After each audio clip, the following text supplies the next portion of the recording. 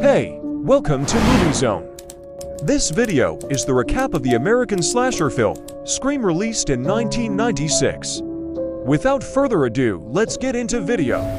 The movie starts with Casey, who is a high school student in the small town of Woodsboro. Gets a phone call from an unknown guy asking her to talk to him when she was home alone. She hung up on him, then he kept on calling her back. He says that he was watching her from outside. She right away runs to close the door. He threatens her not to hang up on him or else he will kill her. Later, it is revealed that her boyfriend, Steve, has visible bruises and has been tied to the chair in the patio by the unknown guy. He demands her to answer his questions regarding horror movies. Her only way to save her boyfriend is by answering it correctly.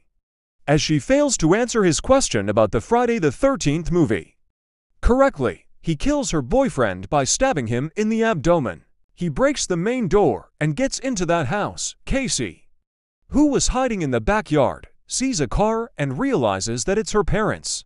She attempts to escape from him, but he chases her down and stabs her on her chest. She hits him, then runs behind her parents, but she gets knocked out. While removing the Ghostface mask, her parents freaked out looking at their house condition and looked for Casey. Her mom hears her gasping and being dragged on grass. And when they witness her daughter's disemboweled body hanging from a tree. That same night, we see the teenager, Sidney Prescott, working on her computer. Hears glass breaking from the window. Her boyfriend, Billy Loomis, sneaks into her bedroom claiming he misses her a lot. Next day, Sidney cluelessly sees police everywhere at her school. Then later she was told about Steve and Casey's death by her best friend, Tatum Riley. She says police are interrogating the entire school. We see Sheriff Dewey Riley. Tatum's brother interrogates her. Later, Sidney, Billy, Tatum, her boyfriend, Stu Macker, and Randy discuss Casey's death, and Sidney finds the topic uncomfortable for her. While all the news talk about Casey's death, Gale Weathers, Woodsboro famous journalist, talks about Sidney's mother, Maureen Prescott, was raped and murdered a year ago near the town. She gets upset and falls asleep. She wakes up to the telephone ringing, and she hears a weird voice over the call. He asks her about scary movies, then she thinks that's Randy since he is a horror film fanatic. But he reveals that he isn't Randy, and he threatens her to kill her just like her mother if she hangs up on him. Immediately, she closes the door, but Ghostface emerges from the other door. He tries to attack her, but she runs away from him. She got into her bedroom, then locked him outside the door. While the Ghostface tries to get inside, she tries to contact 911. She realizes he left, then the next second, Billy comes through her window. She tells him someone is trying to kill her, then he comforts her. Suddenly, a cell phone drops from his pants, causing her to feel suspicious of him. She quickly runs away from him, then Ghostface shows up at her main door. Wait, that's Sheriff Dewey holding the Ghostface mask. Dewey arrests Billy under the suspicion of the Ghostface killer, but he claims he is innocent. Tatum arrives at the scene and lets her stay at her house. Sidney breaks down in police station as Billy calls her name out, crying. Later, Gale and her cameraman invade them. Sidney punches over her face in revenge for writing demeaning stuff about her mom.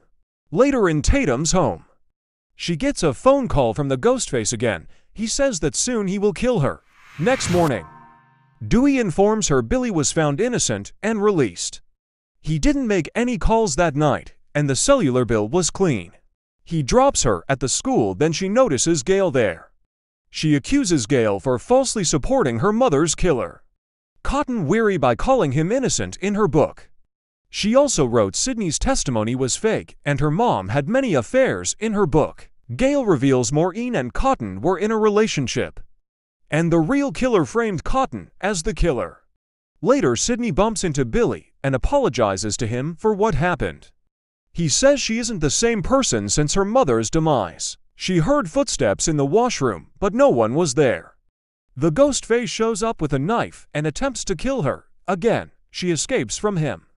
While Gale flirts with Dewey, Principal Himbry announces that classes are suspended and follow the citywide curfew. All of a sudden, The Ghostface jumps at the principal and stabs him to death. As Dewey drops Sidney and Tatum at the store, it is revealed by the chief deputy that's Sidney's father. Neil made those phone calls and they are looking for him. Later that night, Sidney and Tatum go to Stu's private party thrown in his secluded house. Dewey, who was keeping an eye on Sidney, sees Gale shows up with her cameraman there. She tricked him by taking a camera along with her in her coat and got into that house with him. She secretly places her camera under the TV unit, while Randy explains the rules to survive in horror movies to them. Tatum goes to the garage all alone to get them some beers. She finds herself locked in the garage and senses she's not alone. She assumes that it was Randy in Ghostface, but it turns out to be the real Ghostface. He attacks her with a knife. She tries to escape from the garage door, but Ghostface kills her by crashing her to the door. Sidney takes Billy to a room, then explains her recent behavior was due to post-traumatic stress. She apologized to him and they got closer finally. Randy received a call saying they found the principal dead and hung from the goalpost on the football field. Everyone leaves Randy alone in the house to the crime scene. In the meantime, Dewey and Gale found Sidney's father's car dumped in the forest bushes. Sidney asks Billy who he was calling the other day he was arrested. He says he was calling his father, but she knows that he was lying, as she gets suspicious. The Ghostface appears behind Billy and stabs him multiple times on his chest. He chases her down the whole house and gets locked outside the door. She jumps out of the window to get help, but he pushes her down.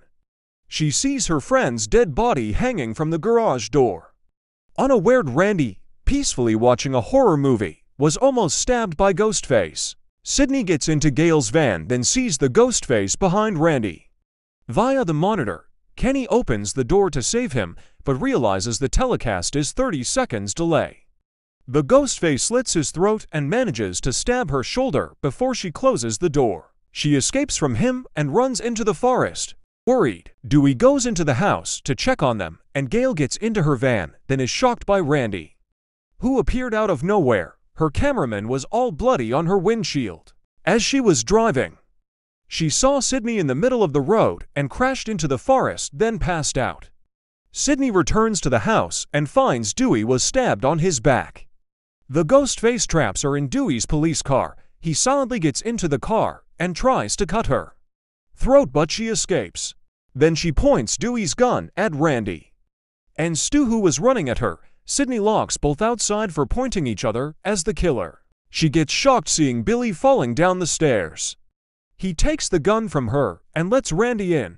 He shoots him on his chest. Killer revealed. Billy Loomis. As she walks away, Stu bumps on her. She asks for his help, but it is revealed that he was also the Ghostface. Billy reveals that he killed her mother and framed Cotton as the killer. Her mother was sleeping with his father, causing his parents to split up and got him abandoned. Further, he asks her to pretend as if she is in a scary movie. Stu brings out her father, who was tied by them. Stu places the Ghostface mic into his pocket to frame him as the killer. They stab each other to picture themselves as the survivors from the psychopathic murders. As Stu was searching for the gun he left on the table, Gale shows up pointing them with the gun. He kicks her out, then she goes unconscious. Then they realized Sidney was gone. They get a phone call from Sidney, in Ghostface voice impersonating them. She says the police are on their way to get them. Billy hears whimpering from the storeroom and was stabbed by an umbrella on his chest. That's Sidney and Ghostface. Stu chases her, then jumps over her. She kills him by dropping the television on his head. Billy, who was pretending to be dead, tries to stab her before getting shot by Gale. As Randy warns them, the killer comes back alive for one last scare. She shoots him in the head. She untied her father, then Dewey was rescued. The movie ends with Gale coming up with an unrehearsed news that happened that night.